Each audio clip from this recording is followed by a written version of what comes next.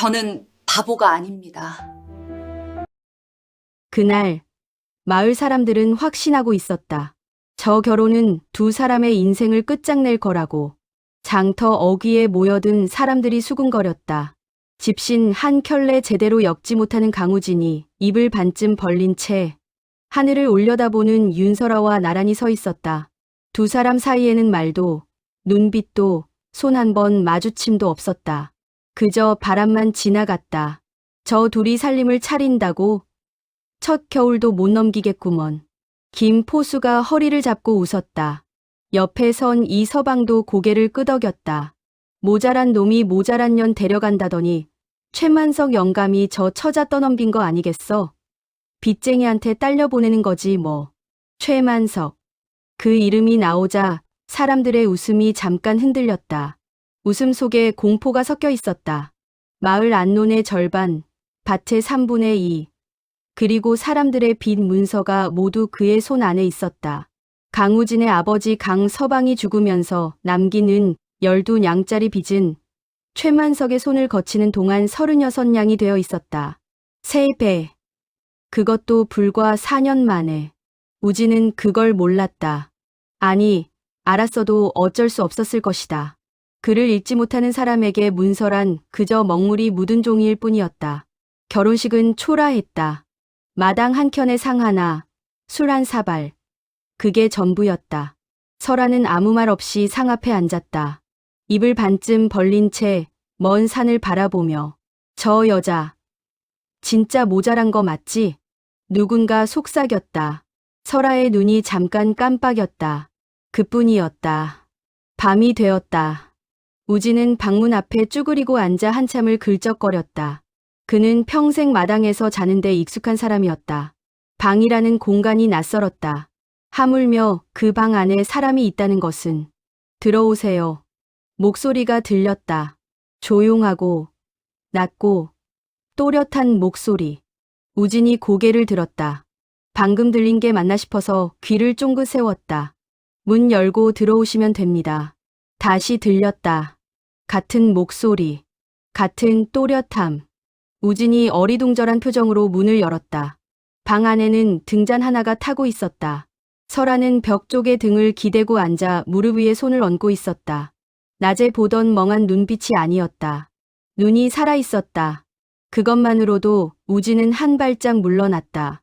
놀라셨어요? 설아가 말했다. 저는 바보가 아닙니다. 그 말을 듣기 열흘 전으로 거슬러 올라간다. 우진이 최만석의 곳간에서 가마니를 메고 나오고 있었다. 땀이 등을 타고 흘렀다. 가을 거지가 끝난 논에서 곡식을 옮기는 일은 그의 몫이었다. 마을 사람들이 기꺼이 내놓지 않는 일, 해도 품삯이 박한 일, 그런 일들이 모두 우진에게 돌아왔다. 이유는 단순했다. 빚. 아버지가 죽을 때 남긴 그 빚이 우진의 발목을 묶고 있었다. 우진아. 최만석이 대청마루에서 내려다보며 불렀다. 50살이 넘은 나이에 배가 툭 나온 사내였다. 얼굴에는 늘 기름이 번들거렸다. 웃을 때 눈이 좁아지는데 그 좁아진 눈 안에 차가운 게 들어 있었다. 가만히 다 옮기면 장부 들고 와. 이번 달치 이자 계산해야지. 우진이 고개를 끄덕였다. 예, 영감님. 최만석이 혀를 찼다. 쯧. 아버지 닮아서 순하기는 한데 그것도 정도껏이어야지. 내 아버지도 그러다 빗속에서 죽었잖냐. 우진은 아무 말도 하지 않았다. 말을 못해서가 아니었다. 해봐야 소용없다는 걸 알아서였다. 그는 16살 때부터 그렇게 배웠다. 말하면 더 험해지고 가만히 있으면 그나마 덜 험했다. 그래서 그는 점점 말이 없어졌다. 마을 사람들은 그걸 보고 모자란 놈이라 불렀다. 장터 쪽에서 소란이 들렸다. 설아가 두부 장수에게 두부를 집어들었다가 떨어뜨렸다. 두부가 바닥에 부서졌다. 장수가 버럭 소리를 질렀다. 이런 멍청한 것이 감 물어내. 설아가 입을 벌리고 장수를 바라봤다. 눈에 아무것도 없는 것처럼. 그 표정을 보고 장수가 손을 내저었다. 됐어. 됐어. 저런 애한테 뭘 받겠어. 설아가 돌아서서 걸어갔다. 그런데 골목 모퉁이를 돌아가던 설아의 눈이 최만석 집 대문 앞에 붙은 방문방원 위에서 잠깐 멈췄다. 아주 잠깐. 입술이 미세하게 움직였다. 그리고 다시 멍한 표정으로 걸어갔다. 그걸 본 사람은 아무도 없었다. 아무도. 최만석이 우진을 불러 앉혔다. 우진아, 내 너한테 좋은 말 해주려고 부른 거야. 나쁜 소식 아니야. 우진이 두 손을 무릎 위에 얹고 앉았다. 내 빚이 지금 36냥이잖냐. 우진의 입술이 가늘게 떨렸다. 36. 그 숫자가 머리에 박혀 있었다. 아버지 장례 때 빌린 게 12냥이었는데 어떻게 된 건지 가도 줄지 않았다. 그거 탕감해줄 방법이 있어. 최만석이 입꼬리를 올렸다. 내 먼 친척 여자가 있는데 시집을 못 가고 있거든. 나이가 찼는데 어딘가 좀 모자라서 내가 데려가면 빚 10냥 깎아주지. 우진이 눈을 들었다. 10냥이요? 그래, 10냥. 나쁜 조건 아니잖냐. 26냥이 남는 조건이었다. 여전히 평생 갚아야 하는 빚이었다. 하지만 우진은 고개를 끄덕였다. 그것밖에 방법이 없었기 때문이 아니라 그 여자가 불쌍하다는 생각이 들었기 때문에. 모자란 사람끼리 살면 서로 모자란 걸 몰라도 되니까. 그게 우진의 계산이었다. 결혼하고 사흘째 되던 날. 우진이 일을 나가고 혼자 남은 설아는 방 안에 앉아 있었다. 멍하니 벽을 바라보며. 그때 이웃집 박서방이 들어왔다. 손에 종이 한 장을 들고.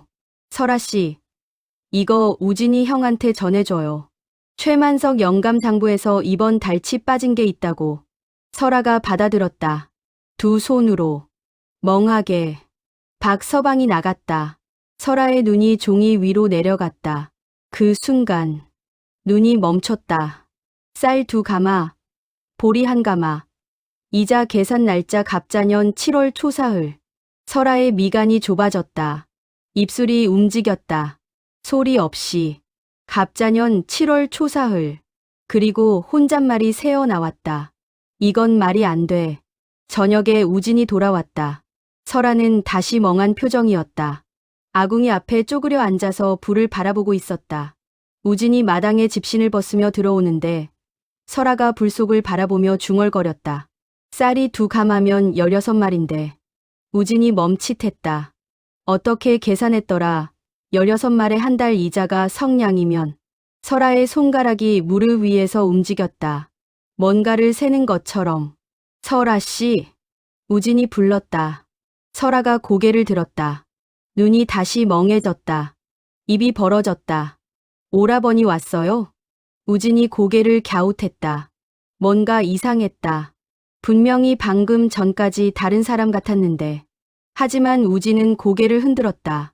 자기가 잘못 들은 거라고, 잘못 본 거라고 생각했다. 그는 평생 자기가 틀렸다고 생각하며 살아왔으니까. 닷새째 되던 날, 최만석이 직접 찾아왔다. 우진아, 이번 달 이자 내야 할 때 됐다. 우진이 고개를 숙였다. 영감님, 이번 달은 품삯이 좀 늦게 들어와서. 늦어? 안 돼. 이자 하루 늦으면 하루치 연체 이자 붙는 거 알지? 우진의 얼굴이 굳었다.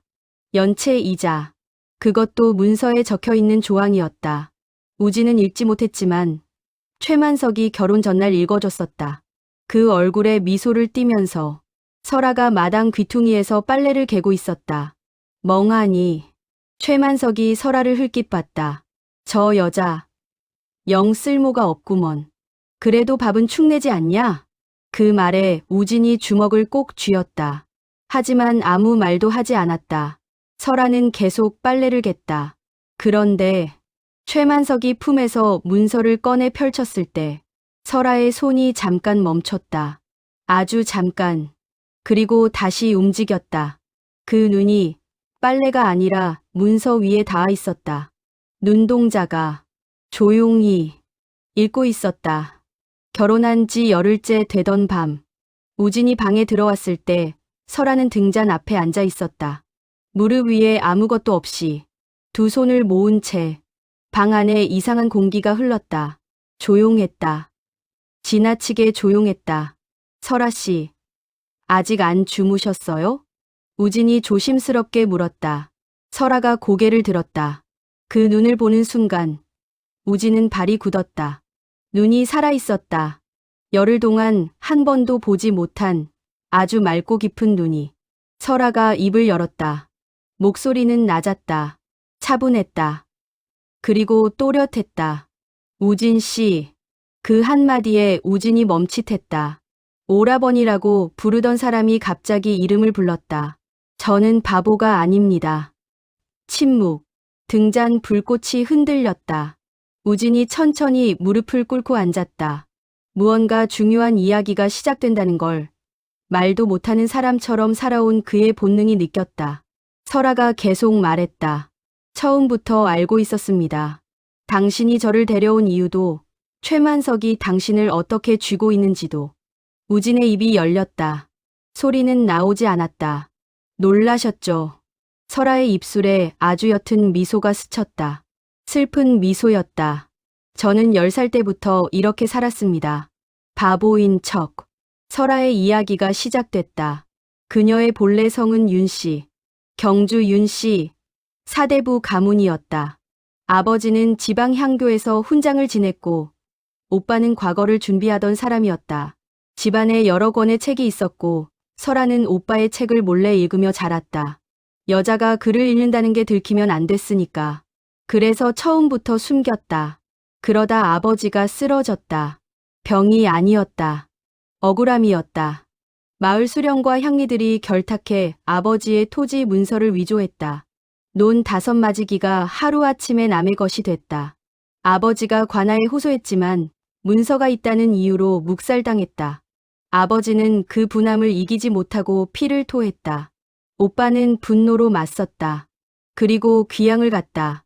13살에 설아 혼자 남겨졌다. 집도, 땅도, 아무것도 없이. 그때 배웠습니다. 설아가 말했다. 아는 척하면 위험합니다. 여자가 글을 읽는다는 걸 알면 사람들은 2가지 반응을 합니다. 무시하거나 이용하거나. 설아의 눈이 등잔 불꽃을 바라봤다. 그래서 저는 3번째를 선택했습니다. 모르는 척. 우진이 조용히 듣고 있었다. 그는 평생 남의 이야기를 들을 때 고개를 끄덕이지 않았다. 고개를 끄덕이면 이해한다는 뜻이고 이해한다고 하면 말이 길어졌으니까. 그냥 가만히 눈만 뜨고 들었다. 지금도 그랬다. 하지만 눈이 달랐다. 무언가가 그 눈 안에 차오르고 있었다. 최만석 영감집에 있을 때 저는 부엌 일을 했습니다. 그 집 며느리가 셈을 못해서 장부를 제가 관리하게 됐는데 설아의 손이 무릎 위에서 잠깐 떨렸다. 그때 봤습니다.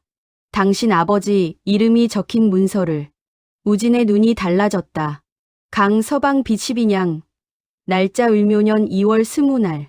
설아가 그 날짜를 정확히 말했다. 아무것도 보지 않고. 우진 씨 아버님이 돌아가신 날이 언제입니까?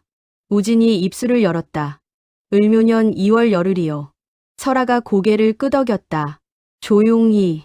그리고 말했다. 그 문서의 날짜는 아버님이 돌아가신 지 열흘 후입니다. 우진의 눈이 커졌다. 죽은 사람이 빈 문서에 도장을 찍을 수는 없습니다. 방 안에 침묵이 흘렀다. 등잔 불꽃이 흔들리다 다시 바로 섰다. 설아가 말을 이었다. 그 문서는 위조입니다.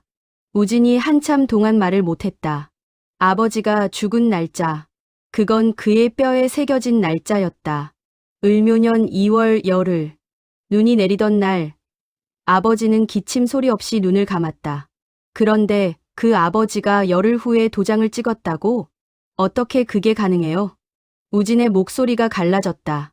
설아가 말했다. 최만석은 원래 문서 하나를 가지고 있었을 겁니다. 아버님이 살아계실 때 실제로 빚을 진 문서. 그런데 그 문서에는 금액도 작고 이자 조항도 없었을 거예요. 그걸 나중에 다시 썼습니다. 날짜를 바꾸고 금액을 올리고 이자 조항을 추가해서. 그게 가능해요? 도장이 있으면 됩니다. 먹지에 도장 찍어놓고 나중에 다른 종이에 찍으면 되니까요. 아버님 사후에 몰래 가져간 도장으로. 우진이 주먹을 쥐었다. 증명할 수 있어요? 설아가 잠깐 눈을 내리깔았다. 지금은 아닙니다. 우진의 얼굴이 굳었다. 하지만 설아가 고개를 들었다. 방법이 있습니다. 설아가 설명하기 시작했다. 목소리는 여전히 낮고 차분했지만 그 안에 무언가 단단한 게 흘렀다. 철심처럼. 최만석의 빈 문서에는 3가지 문제가 있습니다. 우진이 귀를 기울였다. 첫째, 날짜 위조. 이건 제가 이미 봤습니다. 아버님 사망일 이후 날짜. 둘째, 이자율. 이 마을은 관아에서 정한 이자율 상한이 있습니다. 원금의 2배를 넘을 수 없어요. 그런데 12냥이 36냥이 됐으면 3배입니다. 불법입니다. 우진이 눈을 깜빡였다. 그런 규정이 있어요? 대전의 통에 있습니다. 조선 법전이요. 아마 최만석은 당신이 글을 못 읽는다는 걸 알고 그냥 올린 겁니다. 우진의 얼굴에서 뭔가가 무너졌다. 설아가 계속 말했다. 셋째, 증인. 빈 문서에는 증인 도장이 2개 있어야 합니다. 그런데 제가 본 그 문서에는 하나밖에 없었습니다. 우진이 입술을 깨물었다. 그 3가지가 다 있으면 문서 자체가 무효입니다. 침묵. 우진이 천천히 숨을 내쉬었다. 그 숨 속에 16살부터 지금까지 쌓인 모든 것이 담겨 있었다. 어떻게 해야 해요? 설아가 말했다. 문서를 직접 봐야 합니다. 최만석 집에 있는 장부를. 그건 들어갈 수가 없어요. 들어갈 수 있습니다. 설아의 눈이 가늘어졌다. 저는 아직 그 집에서 모자란 여자입니다. 내일 아침 제가 그 집에 갑니다. 다음 날 아침 설아는 평소처럼 멍한 얼굴을 하고 최만석의 집 대문 앞에 섰다. 손에는 나물 한 묶음을 들고 안에서 최만석의 며느리 복례가 나왔다. 어머, 설아야. 웬일이야? 설아가 나물을 내밀었다. 나물 가져왔어요. 드세요. 복례가 한숨을 쉬었다. 어이구. 참. 그냥 가. 아, 됐어. 들어와. 설아가 들어갔다. 멍하게 두리번거리며 부엌으로 안내받아 들어간 설아는 나물을 씻는 척 물을 틀었다. 그러면서 눈은 부엌 옆 작은 방 쪽을 향했다. 저 방 안에 최만석이 장부를 보관한다는 걸 반년 전 이 집에서 일할 때 알아두었다. 복례가 마당으로 나갔다. 설아의 손이 멈췄다. 눈이 달라졌다. 그녀는 조용히 빠르게 걸어 방문을 열었다. 삐걱거리지 않게 손잡이를 돌리며 안으로 들어갔다. 방 안은 어두웠다. 작은 창으로 햇살이 들어왔다. 구석에 나무 궤가 하나 있었다. 잠겨 있지 않았다. 설아가 열었다. 문서들이 쌓여 있었다. 마을 사람들 이름이 하나씩 적힌 강우진. 3번째 묶음에 그 이름이 있었다. 설아가 펼쳤다. 빠르게 읽었다. 눈이 문서 위를 따라 내려갔다. 날짜, 금액, 이자, 조항, 증인란. 입술이 움직였다. 역시 날짜는 을묘년 2월 20날, 이자는 월 3푼, 원금 12냥에 4년이면 최대 2배인 24냥이 한도인데 36냥을 청구하고 있었다. 증인란에는 도장 하나. 설아는 그것들을 머릿속에 새겼다. 한 자도 빠짐없이. 그리고 문서를 원래대로 접어넣고 궤를 닫았다. 방을 나왔다. 부엌으로 돌아와 다시 나무를 씻기 시작했다. 멍하게. 복례가 들어왔다. 어머, 아직 있었어? 됐어. 가봐. 설아가 고개를 끄덕이며 나왔다. 대문을 나서는 순간. 아주 잠깐. 입꼬리가 올라갔다. 그날 저녁. 설아가 우진 앞에 앉았다. 확인했습니다. 설아가 말한 것들을 하나하나 설명했다. 날짜, 이자율, 증인 부재. 우진은 들을수록 손이 떨렸다. 그러면 내가 갚지 않아도 된다는 거예요? 법적으로는 처음부터 무효인 문서입니다. 근데 그걸 어떻게 증명해요? 글도 못 읽는 내가. 설아가 잠깐 우진을 바라봤다. 글 못 읽는 것과 억울한 것은 다른 얘기입니다. 우진이 눈을 들었다. 제가 읽겠습니다. 당신 대신에 우진의 목에서 무언가가 올라왔다. 눈물인지 말인지 알 수 없는 무언가가. 하지만 설아가 말했다. 한 가지 조건이 있습니다. 뭔데요? 혼자서는 안 됩니다. 마을 사람들 앞에서 해야 합니다. 최만석은 이 마을 전체를 빚으로 묶고 있습니다. 우리만 빠져나오면 다음 사람이 또 당합니다. 우진이 천천히 고개를 끄덕였다. 언제요? 다음 장날. 설아가 말했다. 마을 사람들이 다 모이는 날. 그날부터 일주일이 지났다. 밤마다 설아와 우진은 등잔 앞에 앉아 이야기를 나눴다. 설아가 말하면 우진이 들었다. 대전을 통해 이자율 규정, 빌 문서에 반드시 있어야 하는 항목들, 위조 문서를 반박하는 방법. 우진은 천천히 배워갔다. 이자율 한도가 2배라는 거. 그걸 어떻게 알았어요? 읽었습니다. 15살 때 어느 선비 집 횡랑채에서 일한 적이 있어요. 그 집에 법전이 있었는데 주인이 없을 때 몰래 읽었습니다. 그걸 다 기억해요? 설아가 잠깐 눈을 내리깔았다. 기억할 수밖에 없었습니다. 책을 가질 수가 없었으니까. 우진이 말이 없었다. 잠시 후 그가 물었다.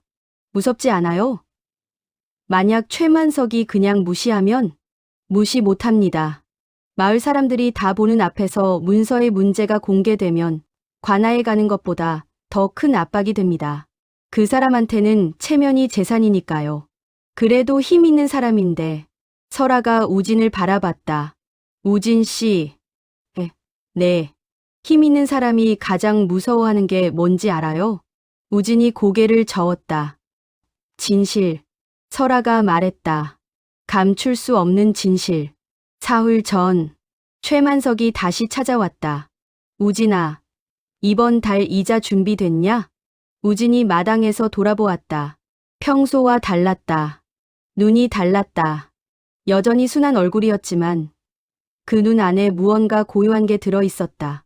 폭풍 전 수면처럼. 조금만 기다려 주십시오, 영감님. 기다리면 이자가 더 붙는다. 알겠습니다. 우진이 다시 일을 시작했다. 최만석이 돌아서려다 설아를 봤다. 설아는 장독대 옆에 서서 멍하게 항아리를 바라보고 있었다. 저 여자, 밥값은 하냐? 우진이 대답하지 않았다. 최만석이 혀를 찼다. 바보 둘이 사니까 집이 엉망이구먼. 그 말에 설아의 손이 항아리 뚜껑 위에서 잠깐 멈췄다. 하지만 고개를 들지 않았다. 아직은 때가 아니었다. 드디어 장날이 왔다. 5일장이 서는 날, 마을 어귀에는 새벽부터 사람들이 모여들었다. 생선 장수, 포목 장수, 곡식 장수. 아이들이 뛰어다니고 노인들이 평상에 앉아 담배를 피웠다. 최만석도 나왔다.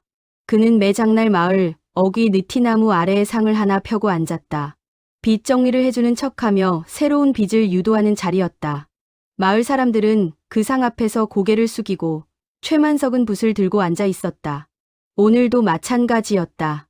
사람들이 하나둘 모여들기 시작할 때 저 멀리서 우진이 걸어왔다. 평소처럼 느리게. 하지만 그 옆에 설아가 있었다. 설아는 평소처럼 멍한 표정이었다.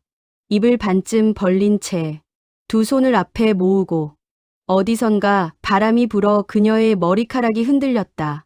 최만석이 그 두 사람을 보고 짧게 웃었다. 바보 둘이 또 나왔네. 그 주변에 있던 사람들 몇이 따라 웃었다. 우진이 최만석의 상 앞에 섰다. 영감님. 이자 가져왔냐? 아니요. 최만석의 얼굴이 굳었다. 드릴 게 없어서 온 게 아닙니다. 드릴 말씀이 있어서 왔습니다. 사람들이 하던 일을 멈추고 쳐다보기 시작했다. 강우진이 최만석 앞에서 저런 말을 한 게 처음이었으니까. 최만석이 눈을 가늘게 떴다. 말씀이라고? 그때 설아가 앞으로 나왔다. 멍한 표정 그대로. 최만석이 설아를 흘낏봤다. 저 여자가 뭘 한다고. 설아가 멈춰 섰다. 느티나무 그늘 아래 마을 사람들이 보는 앞에서 그녀가 고개를 들었다. 천천히. 그리고 눈빛이 바뀌었다. 그 순간을 본 마을 사람들은 나중에 이렇게 말했다. 여자의 눈이 바뀌는 걸 봤어. 불이 켜지는 것 같았다고. 설아가 최만석을 바라봤다. 직접, 피하지 않고. 그리고 입을 열었다. 말투가 달랐다. 멍청한 안악의 말투가 아니었다. 또렷하고, 낮고, 조용했지만 장터 전체에 퍼질 만큼 분명했다. 최만석 어른. 최만석이 굳었다. 강우진 씨의 비리 문서에 대해 몇 가지 여쭤보고 싶습니다. 저게 뭐야? 설아가 말을 한다. 저 여자 바보 아니었나? 사람들이 웅성거렸다. 최만석이 일어섰다. 얼굴에 분노와 당혹감이 동시에 나타났다. 뭐 하는 거야? 지금? 이 여자가 갑자기 을묘년 2월 20날 설아가 말했다. 강우진 씨 아버님 강서방이 12냥을 빌렸다는 날짜 맞습니까? 그렇다고. 강서방이 돌아가신 날이 을묘년 2월 열흘이라는 것도 마을 분들은 아시죠? 사람들이 술렁였다. 김포수가 눈을 찌푸렸다. 그게 맞는데 내가 장례에 갔었으니까. 설아가 고개를 돌렸다. 마을 사람들을 천천히 바라보며 죽은 사람이 열흘 후에 빈 문서에 도장을 찍을 수 있습니까? 정적. 완전한 정적. 최만석의 얼굴이 굳었다. 무슨 소리야 지금. 날짜가 어떻다고. 문서 가져오시면 됩니다. 설아가 말했다. 조용하게. 침착하게. 지금 여기서 마을 분들 앞에서 확인하시면 됩니다. 최만석이 눈을 굴렸다. 문서를 가져오면 날짜가 보인다. 가져오지 않으면 의심을 사는 것이다. 이런 건방진. 그리고 설아가 계속했다. 대전해통호전 채무조에 따르면 사채 이자는 원금의 2배를 초과할 수 없습니다. 사람들 사이에서 무언가 달라지는 소리가 났다. 탄식인지 놀라움인지. 12냥 원금에 36냥을 청구하신 건 원금의 3배입니다. 법 위반입니다. 최만석이 소리쳤다. 이 여자가 지금 어디서 법 타령이야. 글을 읽을 줄도 모르는 것이. 읽을 줄 압니다. 설아가 말했다. 그 한마디에 최만석이 멈칫했다. 설아가 그를 똑바로 바라봤다. 저는 처음부터 읽을 줄 알았습니다. 마을 사람들이 완전히 조용해졌다. 설아가 천천히 말을 이어갔다. 또한 빈 문서에는 증인 도장이 2개 있어야 합니다. 1개짜리 문서는 법적 효력이 없습니다. 이제 최만석의 얼굴이 붉어졌다. 귀까지 붉어졌다. 증인 도장이 하나라는 걸 어디서 봤어? 그 말이 나오는 순간 설아의 입술에 아주 옅은 미소가 번졌다. 증인 도장이 하나라는 걸 어떻게 아셨습니까? 최만석이 입을 닫았다. 스스로 인정한 것이었다. 김포수가 입을 열었다. 잠깐만 그러면 우진이 빚이 처음부터 잘못된 거야? 이서방이 말했다. 나도 최만석한테 빚이 있는데. 박서방이 나섰다. 저도요. 제 문서도 증인이 하나밖에 없었어요. 사람들이 웅성거리기 시작했다. 최만석 주변으로 시선이 몰렸다. 그 시선들은 더 이상 평소처럼 두려운 눈빛이 아니었다. 의심, 분노, 그리고 오래 묵은 억울함. 최만석이 상 뒤로 물러섰다. 다들 진정해. 이건 저 여자가 날 좋아하는 거야. 어디서 굴러온 바보 여자가 날 쪼라면. 설아가 말했다. 문서를 가져오시면 됩니다. 침묵. 최만석이 움직이지 않았다. 가져올 수 없었다. 가져오면 모든 게 드러나니까. 최만석이 갑자기 손을 들었다. 강우진, 내 여편네를 어떻게 가르친 거야. 이게 마을의 질서를 흔드는 짓인 줄 알아. 우진이 앞으로 나섰다. 목소리가 낮았다. 하지만 떨리지 않았다. 영감님. 뭐야? 저는 그동안 모른다고 생각했습니다. 빚문서가 뭔지, 이자가 얼마인지, 어떻게 되는 건지. 우진이 최만석을 바라봤다. 그런데 저는 몰랐던 게 아니라 아무도 가르쳐 주지 않은 겁니다. 마을 사람들 중 누군가가 고개를 숙였다. 우진이 계속 말했다. 아버지 빚이 얼마인지, 그게 맞는 숫자인지, 저는 글을 못 읽으니까 그냥 믿었습니다. 영감님이 하라는 대로 하면 되는 줄 알았어요. 그래서 16살부터 지금까지 이 마을에서 종처럼 살았습니다. 최만석의 눈이 흔들렸다. 근데 그거 제가 멍청한 게 아니었습니다. 우진의 눈에 눈물이 맺혔다. 흘리지는 않았다. 영감님이 그렇게 만든 겁니다. 마을 사람들 사이에서 웅성거림이 커졌다. 이 서방이 나섰다. 최만석 영감, 내 빈문서도 다시 보고 싶소. 내 증인이 몇 명인지. 박서방도 따라 나왔다. 저도요. 나도. 1명, 2명, 3명. 최만석 주변에서 사람들이 앞으로 나오기 시작했다. 10년, 20년 묵은 두려움이 갈라지는 소리가 들리는 것 같았다. 최만석이 뒷걸음질 쳤다. 다들 진정해. 이건 법적으로는. 설아가 한 발 앞으로 나왔다. 그 목소리는 작았다. 하지만 모든 소리를 뚫고 들어왔다. 처음부터 어른이 지는 겁니다. 최만석이 입을 열었다가 닫았다. 다시 열었다가 닫았다. 그의 얼굴이 일그러졌다.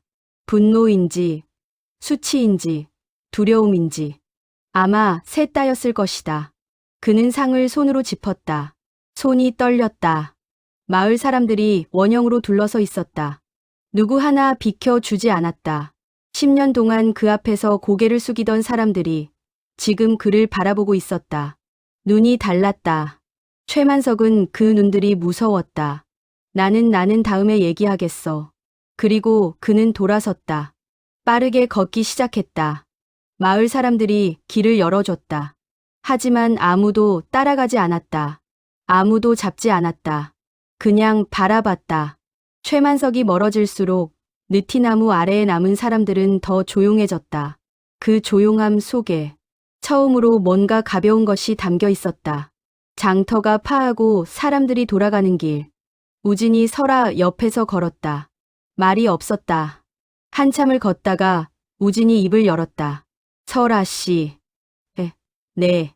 고맙습니다. 설아가 고개를 들지 않고 걸었다. 당연한 일을 한 겁니다. 당연한 일이 아니에요. 나한테는. 우진이 잠깐 멈췄다.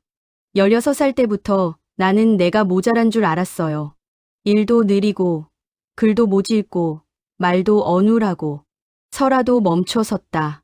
근데 오늘 우진이 하늘을 봤다. 가을 하늘이었다. 높고 맑고 어디까지고 이어지는. 처음으로 내가 모자란 게 아니었다는 걸 알았습니다. 설아가 우진을 바라봤다. 우진의 눈에 맺혔던 것이 천천히 흘렀다. 설아는 말하지 않았다. 말할 필요가 없었다. 그냥 그 옆에 서 있었다. 바람이 불었다. 두 사람의 사이로. 며칠 후 마을에 소문이 돌았다. 최만석이 관아로 불려갔다는 소식이었다. 마을 사람들 5명이 연명으로 빈 문서 재검토를 청원했다는 것이었다. 이서방, 박서방, 김포수, 그리고 2사람 더. 관아에서 나온 결론은 최만석의 빈 문서 12건 중 9건이 이자율 위반, 3건이 증인 부족으로 무효. 강우진의 문서는 날짜 위조가 인정되어 원금 12냥을 기준으로 재산정됐다. 최만석은 그동안 받은 이자 중 초과분을 돌려줘야 했다. 최만석이 다시 마을에 나타났을 때 사람들은 예전처럼 허리를 굽히지 않았다. 그냥 바라봤다. 그것만으로도 충분했다. 에필로그 진짜 삶의 시작. 초겨울이 찾아왔다. 우진은 마당에서 장작을 팼다. 도끼질이 예전보다 힘찼다. 어깨가 달랐다. 허리가 달랐다. 뭔가가 피어난 것처럼 몸 안에서부터. 방 안에서 설아가 글을 쓰고 있었다. 처음으로 숨기지 않고 붓을 들고 종이 위에. 오빠에게 보내는 편지였다. 귀양에서 돌아왔다는 소식을 들었다. 여러 해 만에 처음 쓰는 편지였다. 붓이 멈췄다. 설아가 창밖을 봤다. 우진이 도끼를 내려놓고 하늘을 올려다보고 있었다. 눈이 내리기 시작했다. 첫눈이었다. 우진이 고개를 돌려 방 쪽을 봤다. 창호지 너머로 등잔 불빛이 보였다. 설아가 그 안에 있었다. 우진이 조용히 웃었다. 그게 그의 인생에서 처음으로 무언가 자기 것이 생겼다고 느낀 순간이었다. 설아는 다시 붓을 들었다. 편지에 썼다. 오빠, 저 잘 지냅니다. 바보인 척은 이제 그만뒀어요. 그러지 않아도 되는 사람이 생겼거든요. 봄이 됐다. 장터에서 사람들이 우진과 설아를 봤다. 두 사람이 나란히 걸어왔다. 달라진 것은 없었다. 우진은 여전히 느릿느릿했고 설아는 여전히 말이 많지 않았다. 달라진 것은 사람들이 보는 눈이었다. 강우진 씨 왔네. 김포수가 먼저 인사를 건넸다. 우진이 고개를 끄덕였다. 설아 씨도. 복례가 살짝 목례를 했다. 설아가 조용히 받았다. 두 사람이 지나가자 마을 어귀 평상에 앉은 노인이 중얼거렸다. 저 둘이 겨울을 못 넘기겠다 했는데. 옆에 앉은 노인이 고개를 끄덕였다. 우리가 틀렸지. 잠깐의 침묵. 틀린 게 다행이야. 설아는 그날 저녁 마당에 서서 별을 봤다. 오랫동안. 어릴 때부터 혼자 하던 것이었다. 아무도 없을 때 하늘을 보며 언젠가 숨기지 않아도 되는 날이 오겠지 하고 생각하던 것. 우진이 옆에 왔다. 조용히 섰다. 설아가 말했다. 처음에 당신이 저를 데려온 건 최만석 영감 말 때문이잖아요. 그렇죠. 빚 열량 깎으려고. 그렇죠. 설아가 하늘을 보며 물었다. 지금은요? 우진이 잠깐 생각했다. 지금은 그냥요. 그냥 같이 있고 싶어서요. 설아가 눈을 내리깔았다. 그리고 아주 조용히 웃었다. 처음으로 숨기지 않고. 그날 밤 별이 쏟아질 것처럼 많았다. 두 사람은 오랫동안 마당에 서 있었다. 말이 없었다. 말이 필요 없었다. 바람이 지나갔다.